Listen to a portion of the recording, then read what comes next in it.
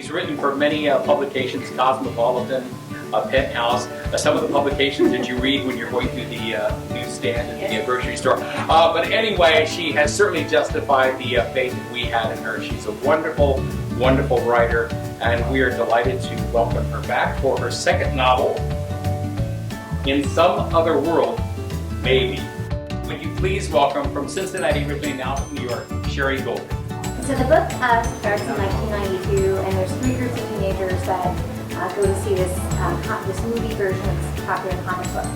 And this is one of the characters. She goes to see the movie, and she sneaks out to see it on her own because she doesn't want to go with her friends. Her friends aren't into this. So she skips school, and she walks to the theater and sees it, and then she stays and sees it a second time. And that's sort of when the trouble starts. A crash of pain in her left thigh like nothing she's ever felt before when she hits the asphalt and rolls away from the highway down the grassy shoulder. Hurts like hell, but she can tell her leg isn't broken. Knows it will still work, even if it's unsteady. 40 minutes later, when she opens the door to her house, soaking wet and bleeding from small cuts on her hands and cheek, she'll think about how fortunate it was she landed the way she did. Realize it could have gone another way.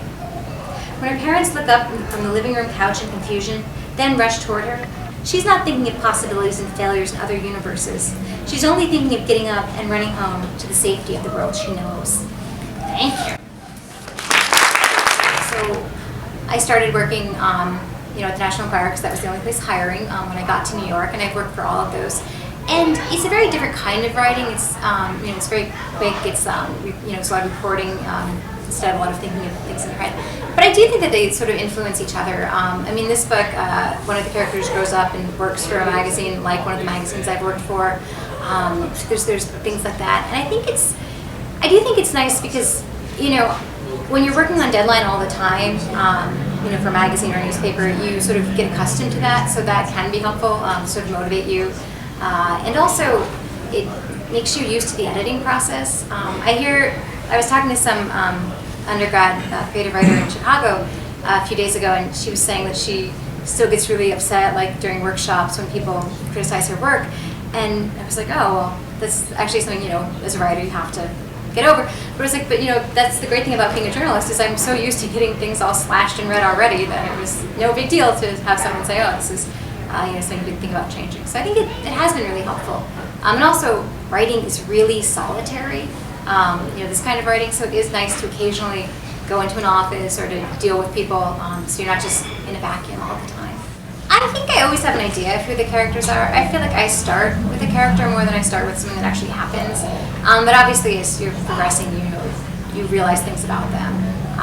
You have to give them a background and things that happen in the future. So I think but I do feel like I'm mostly motivated by the people, not so much the actual plot. I think I'm in all these characters in a lot of ways. The Sharon character, obviously her name is like mine. She's from Cincinnati. She grows up and works for a magazine and lives in New York.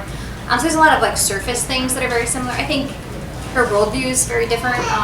Some of the other characters are probably more, they have my sense of humor and stuff. They're probably more like me in a lot of ways. But I think it's important, for me at least, to sort of invent the people and give them different parts of different people and make some stuff up, because I find it's really hard to, if I'm writing something that is about me, I just make all these assumptions that people know things that they don't know, and they just come off as unformed characters. So I try to invent, and just sort of play Frankenstein and put them all together. Dr. Frankenstein. Not Frankenstein. I often take the Law and Order approach of ripped from the headlines. A lot of times something that I see in the news interests me, and so I voice that on a character. This might interest that character too. There's a whole chapter in here about a guy whose father's a pilot, and he is sort of he has a weird relationship with airplanes, and that actually started because I think it was 1996. There was this little girl who wanted to fly across the country, be the youngest person. She was 8, and her plane crashed, and all the people died. And I don't know. That story fascinated me, and so I made it fascinate him. And then it became a story. And then it became a novel.